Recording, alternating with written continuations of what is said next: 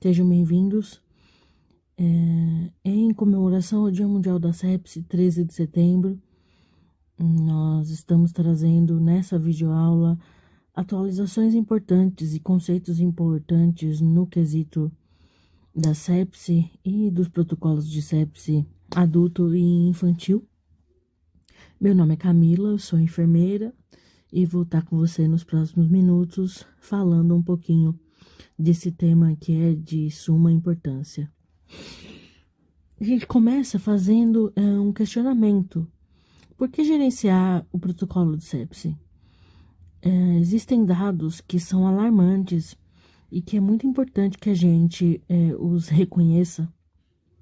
Nós ainda temos uma incidência alta de mortalidade por sepse no Brasil. Isso equivale a, em média, 46% da população que adquire sepse, onde 30% dos leitos de UTI hoje são ocupados por pacientes com diagnóstico de sepse. São valores bem altos. E pensando em custos também, o custo médio da sepse dia no Brasil, ele também é bem elevado. Ele ultrapassa aí a casa de $1.000. Isso vai, ao ser convertido em reais, passa de R$5.000 dia, sendo que em pacientes sobreviventes o custo também é alto, se aproxima de $1.000, e não sobreviventes também. É bastante significante, ultrapassando aí a casa de $1.000. Geralmente são pacientes mais graves e por conta disso acaba aumentando também o custo do tratamento desses. E por que a letalidade da sepse no Brasil ela é tão alta? Nós temos aí fatores, alguns indicadores, na verdade, que trazem para a gente informações importantes, como, por exemplo, a dificuldade de diagnosticar a sepse, principalmente pelo desconhecimento dos profissionais da área da saúde, que também é um item que a gente pode ver aqui um pouco abaixo. Isso acaba por aumentar a letalidade da sepse. Falta de dados, a falta de uma coleta de dados adequada para evidenciar a presença ou não de disfunção orgânica ou sinais de CIRS, também é um fator importante. Acesso inadequado do paciente ao sistema de saúde, processos inadequados com limitação de recursos, a própria falta de desconhecimento do público leigo influencia bastante no aumento dessa letalidade. E a gente não pode deixar de levar em consideração que a sepse, hoje em dia, mesmo com todos os recursos, ela ainda é uma doença negligenciada.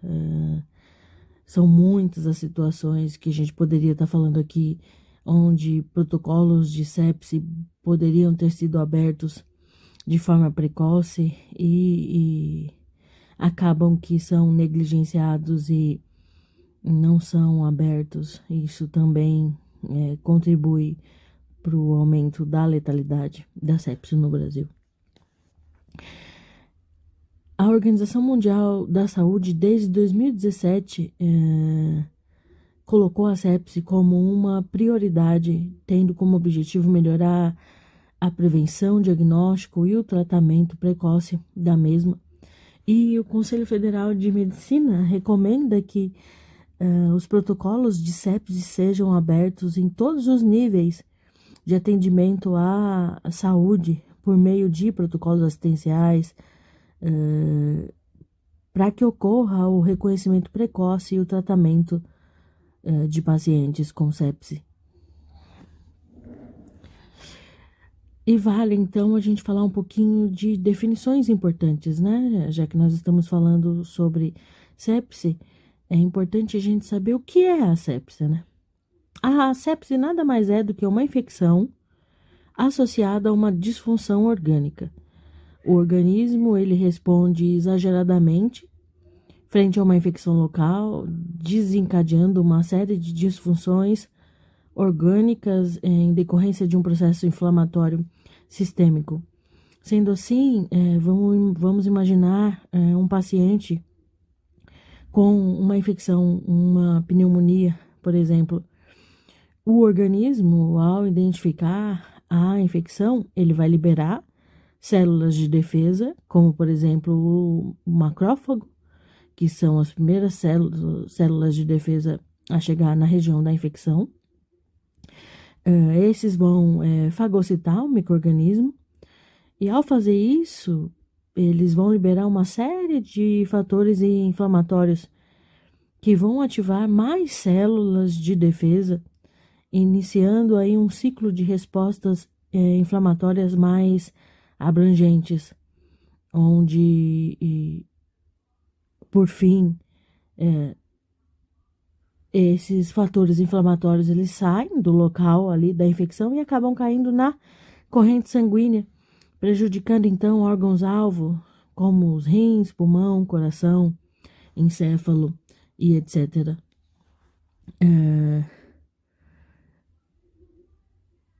Para tanto, né, a gente precisa então observar os sinais de resposta inflamatória sistêmica, já que as nossas células de defesa vão liberar mediadores que vão influenciar no aumento dessa inflamação.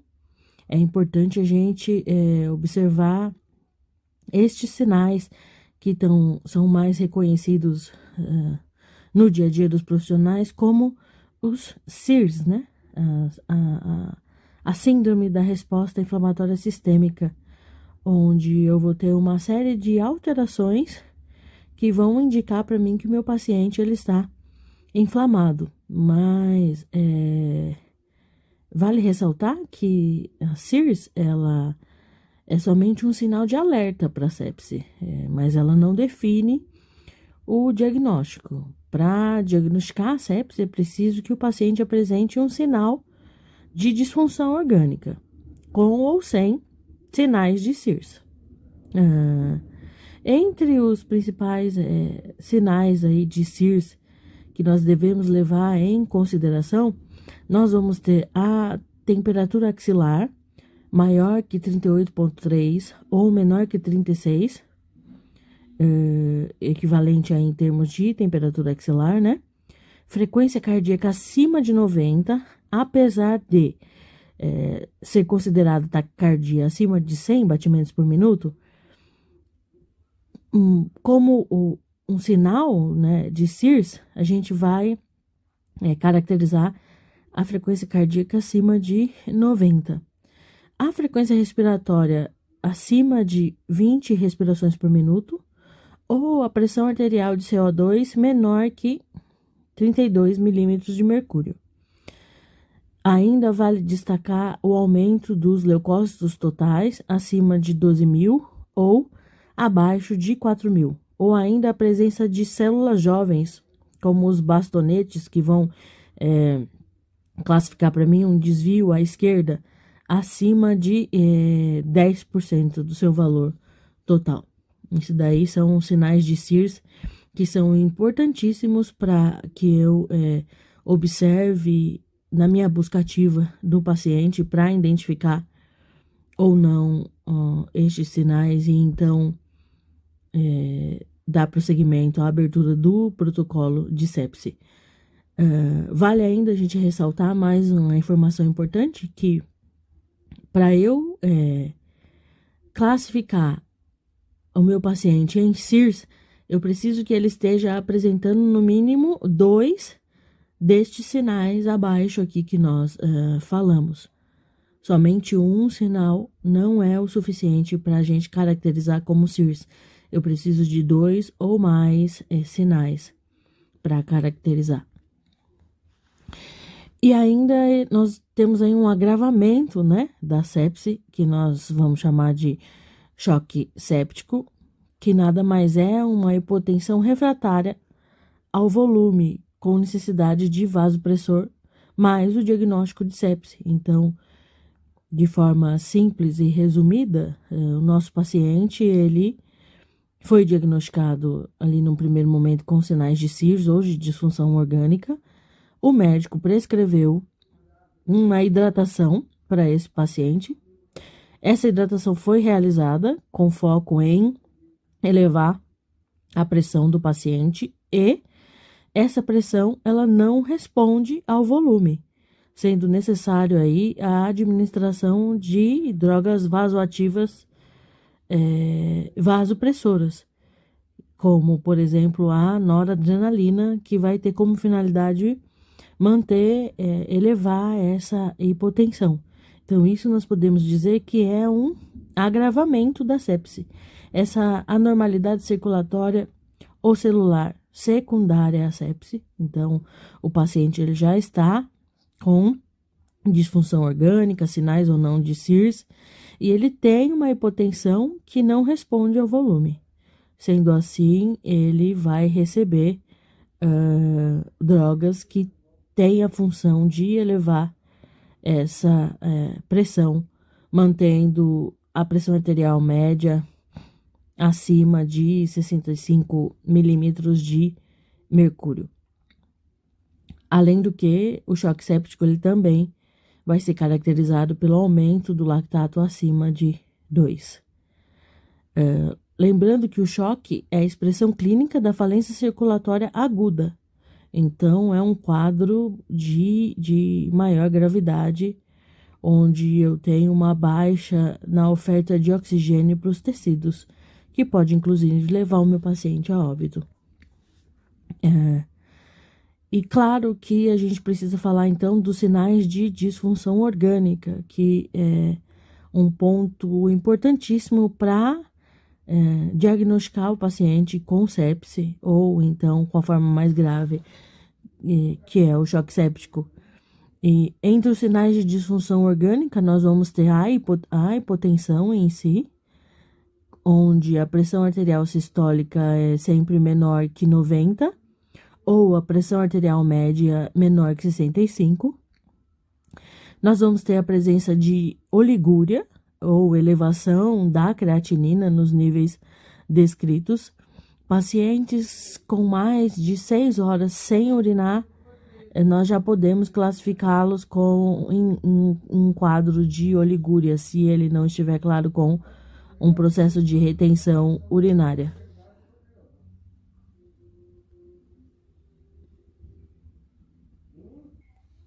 Outro sinal de disfunção orgânica que nós vamos ter aí é a relação da pressão arterial de oxigênio, dividida pela fração expiratória de oxigênio, sempre que menor que 300, já vai indicar para a gente aí um quadro de insuficiência respiratória, ou a necessidade de oxigênio para manter a saturação de O2 acima de 90%. Então, esse cálculo da relação pressão arterial de oxigênio e fração expiratória de O2, vale a pena a gente dar uma aprofundada para entender se o nosso paciente está entrando em um quadro de insuficiência respiratória ou não. A contagem de plaquetas abaixo de 100 mil. O lactato acima do valor de referência, lembrando aí que nós vamos ter tanto o lactato venoso como o lactato arterial, e vale a pena a gente levar em consideração o valor de referência para identificar a presença da disfunção orgânica. O rebaixamento do nível de consciência, agitação e delírio, e também o aumento significativo das bilirrubinas acima 2 vezes o valor de referência. Então, aqui nós vamos ter os principais sinais de disfunção orgânica que podem evidenciar precocemente, quando bem analisados no nosso paciente, o diagnóstico de sepse. Para isso, vale a gente falar um pouquinho do lactato em si, entender quem é o lactato, qual que é a importância do lactato nesse processo. O lactato ele é produzido pelo organismo por meio da quebra da glicose para produzir energia sem a presença de oxigênio, no que a gente chama de metabolismo anaeróbio. Quando ocorre a falta ou a diminuição de oxigênio para nutrir as células, nós sabemos que a célula ela precisa do oxigênio e da glicose para fazer, para gerar a energia, o ATP, na célula. Quando nós temos uma baixa de oxigênio, nós precisamos partir para um outro processo, que nós vamos chamar de metabolismo anaeróbio, onde vai ocorrer a quebra da glicose para a produção de energia, mas sem a presença do oxigênio. E o lactato ele vai ser fruto desse processo, dessa produção. Na sepse, o lactato ele aumenta exatamente devido a essa má perfusão de oxigênio em via sistêmica, reduzindo assim a oferta ou captação de oxigênio nos tecidos, o que favorece a glicólise para a produção de ATP, que é exatamente isso que a gente acabou de falar, que é o processo de metabolismo anaeróbio para a produção de energia. Aqui nós, como já falamos anteriormente, nós temos um exemplo aqui da relação pressão arterial de oxigênio e fração expiratória de oxigênio. Essa relação é um indicador muito utilizado para identificar insuficiência respiratória aguda. E a relação pressão arterial de O2 e fração expiratória de O2 maior que 301 já indicam uma oxigenação inadequada. Se o valor desse resultado der, por exemplo, de 201 a 300, nós já temos aí uma lesão pulmonar aguda, e menor que 200 caracteriza sinais de síndrome do desconforto respiratório agudo, já um processo já de maior gravidade. Então aqui a gente deixa para vocês um exemplo de como fazer o cálculo em 4 passos. Para isso a gente precisa ter o valor da pressão arterial de oxigênio, que vai vir através da gasometria arterial. Nós precisamos converter o valor da fração expiratória de oxigênio para a forma decimal, porque ela está em porcentagem. Por exemplo, uma FiO2 de 32%, nós vamos dividir isso daí por 100 e vamos ter um total aí de 0,32. Então, nós vamos calcular a relação pressão arterial de oxigênio e fração expiratória de O2 com o número da primeira e da segunda etapa. Por exemplo, uma pressão arterial de O2 de 55, um FI de 0,3, já convertido, né? Seria uma FiO2 de 30%, já convertido, 30% dividido por 100 dá 0,3. Então, a gente divide o 55 por 0,3. É essa relação, né? Pressão arterial de O2 dividida pela fração expiratória de oxigênio, que vai dar um resultado aí para mim de 183. No caso, aqui diz pra gente que valores menores que 200 já caracterizam como sinal de síndrome do desconforto respiratório agudo. Então, esse paciente, ele estaria classificado dessa forma. Vale a pena, enfermeiros, treinarem um pouco esse cálculo para se habituar a fazê-los no dia a dia. E aqui a gente tem o protocolo de sepse em si, em específico aqui da GNDI, que tem como padrão o protocolo de sepse do Instituto Latino-Americano de Sepse, o ILAS. E aqui nós temos as informações iniciais do protocolo, como a data de abertura, a hora, e é muito importante nós descrevermos o horário de abertura do protocolo, porque a partir desse momento nós temos 1 hora para realizar uma série de ações com foco em tratar precocemente esse paciente.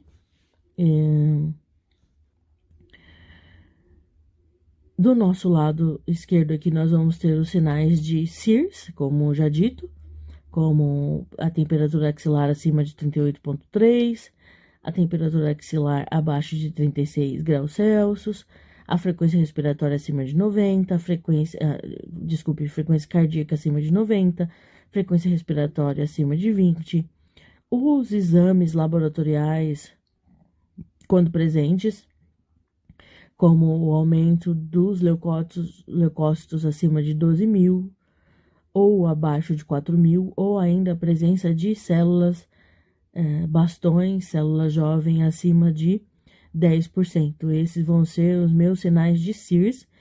Para abrir o protocolo de sepsis, eu preciso de pelo menos 2 sinais de SIRS ou mais, ou um critério de disfunção orgânica, que nós vemos ali aqui do nosso lado direito, como APA, a saturação, a oligúria, a alteração do nível de consciência, plaquetas, lactato e etc.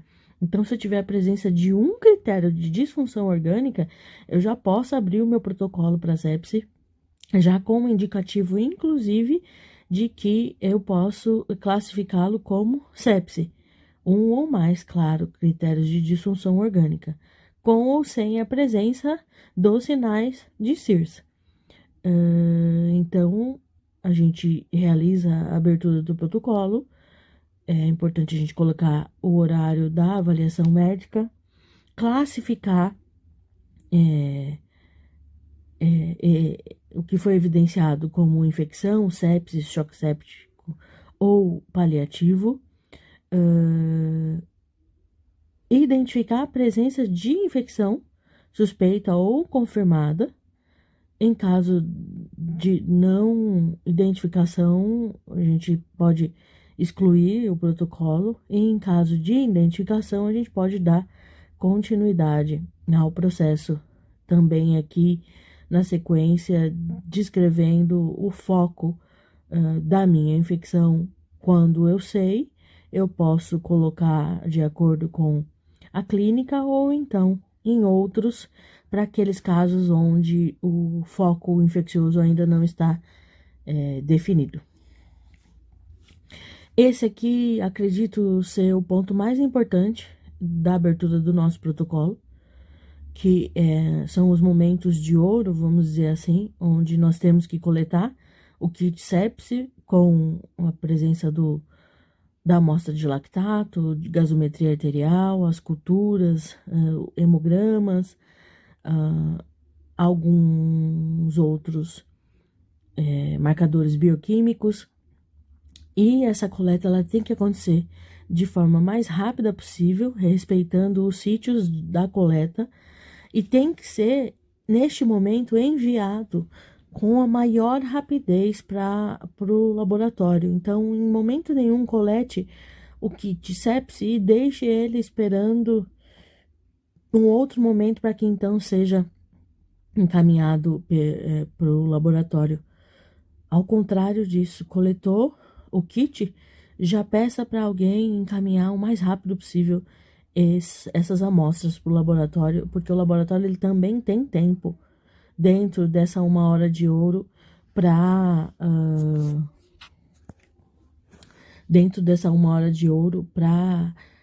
iniciar, inclusive, os próximos passos, que é a administração do antibiótico, que também tem como meta ser administrada na primeira hora. É muito importante a gente também colocar a data ao medicamento que está sendo administrado e o horário da administração. Vale ressaltar que, em alguns casos, principalmente quando a coleta das culturas está difícil por problemas de perfusão mesmo, dificuldade de punção, de acesso venoso periférico, o antibiótico ele deve ser administrado mesmo antes da administração da coleta das culturas. não é o mais adequado. O ideal é que se colete as culturas antes e depois se administre o antibiótico. Mas se você, enfermeiro, observar que o tempo está estourando, administre o antibiótico mesmo sem a coleta das hemoculturas, enquanto você tenta realizar essa coleta. É muito importante que esse antibiótico ele entre também dentro dessa hora de ouro, dessa primeira hora. Na sequência, após aí o levantamento das disfunções orgânicas, dos sinais de Sears, do resultado dos primeiros exames, como por exemplo o resultado do lactato, que é o principal ou um dos principais marcadores para a gente nesse momento. Então, a gente data e dá a hora do diagnóstico de sepse ou choque séptico, já colocando a data e o horário da segunda coleta do lactato. Por quê? Porque esse paciente também vai receber hidratação, um volume de soro fisiológico que tem como objetivo diminuir a quantidade de lactato da corrente sanguínea. Então, ele vai meio que lavar o sistema circulatório, diminuindo esse lactato. Por isso, também a importância de se administrar, de conversar com o médico, cobrar do médico a presença do volume da hidratação para a gente conseguir diminuir também esse aumento do lactato na corrente sanguínea. Porque, além de tudo, o lactato, ele em excesso também vai produzir o que a gente chama de acidose lática. Então, ele vai deixar o sangue do paciente mais ácido, o que é prejudicial a órgãos-alvo e etc. Então, por isso que é importante pensar sempre em diminuir também esse lactato por meio da hidratação. Na sequência, dando continuidade no protocolo, nós temos a data e o horário em que esse paciente é encaminhado para uma unidade de terapia intensiva ou unidade de internação, o horário, inclusive mais para frente da alta ou do óbito desse paciente e a assinatura do médico e do enfermeiro responsável pela abertura do protocolo de sepse. Então, pensando nisso, a gente enfatiza aqui a importância do pacote de ouro, né, da primeira hora, que compreende a abertura do protocolo, coleta de exames laboratoriais, incluindo aí o lactato, a coleta das culturas, a administração do antibiótico, a ressuscitação volêmica por meio de hidratação, a administração de vasopressores, se necessário, em caso de choque séptico, onde o paciente não responde ao volume e continua hipotenso, e o checkpoint da sexta hora, onde nós observamos aí a presença ainda ou não do aumento do lactato, a hipotensão persistente e etc. Então, são pontos importantes aí que a gente vem enfatizar para vocês. O paciente extra-hospitalar, no nosso caso aqui, nós estamos em um centro clínico diferenciado, com uma estrutura diferenciada, mas ainda um centro clínico, além do que a gente ainda pode classificar pacientes em unidades quali-vida, case, pronto-socorro, que necessitam da necessidade de cuidado. Esses pacientes também nós devemos fazer uma busca ativa para evidenciar sinais de disfunção orgânica e sinais de Sears. Abrir o protocolo da forma mais precoce possível, aplicar o pacote da 1 hora, o médico solicitar a vaga e ambulância para transportar esse paciente para uma unidade hospitalar, lembrando a necessidade da recoleta do lactato em casos de lactato alterado entre 2 a 4 horas da primeira coleta. A reavaliação médica também é muito importante. Verificação dos sinais vitais de 30 em 30 minutos na primeira hora e após de 2 em 2 horas até a transferência, ou de acordo com o POP da instituição, lembrando que pacientes Com droga vasoativa, nós devemos fazer o controle dos sinais vitais a cada 1 hora. Observar e relatar e anotar alterações ou parâmetros, incluindo aí a saturação de oxigênio, nível de consciência, a presença ou não de diurese, que é muito importante para a gente nesse momento. Ainda falando do pacote da primeira hora, o lactato arterial ou venoso, ele reflete a gravidade do paciente, a má perfusão tecidual. Quanto mais alto o lactato, significa que menos oxigênio está chegando nas células, o que tem valor aí de prognóstico. O aumento do lactato ele necessita de ressuscitação volêmica para a gente conseguir diminuir. O tempo ideal é que seja entre aí os primeiros 30 minutos. Além disso, nós temos aí as hemoculturas, mais a cultura de sítios suspeitos, para identificar o micro-organismo e, consequentemente, também qual o melhor antibiótico para dar prosseguimento ao tratamento desse paciente.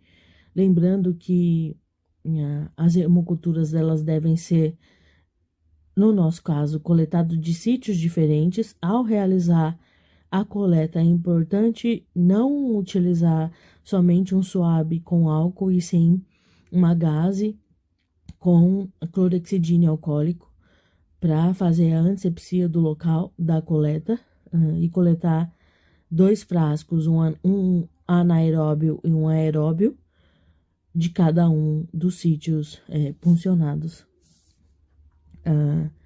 Ainda é muito importante a gente falar da administração do antibiótico, porque ele auxilia no controle da resposta inflamatória.